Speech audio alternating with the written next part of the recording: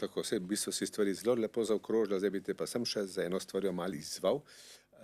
Dosta povedal o estrogenih, tudi o progesteronih, ne pa o testosteronu. Tako da zdaj mogoče za začutek, ne, zakaj bi zdaj ženski dal testosteron, zato da išče tavček zraste in da je vsa bolj divja, ali bolj agresivna, ali je vendarle kaj drugega?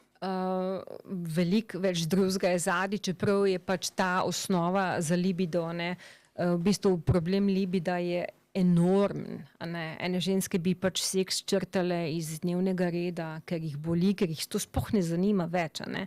Pa je res škoda, ker pač otroci so šli od doma, krediti so recimo skoraj že odplačani, fajn se mava, a ne, zdaj treba pa seksati, a ne, ampak kar naprej pa ni libida in potem to odpade. Testosteron, Gospod pa ima libido, gospod pa ima libido in tudi razne pomoči, tako naprej. Ja. Zdaj, testosteron je tudi zelo pomemben hormon. To pozabljamo, preveč ga povezujemo z moškimi. A ne. Ženska ima v bistvu v določeni fazi življenja še več testosterona kot estrogena.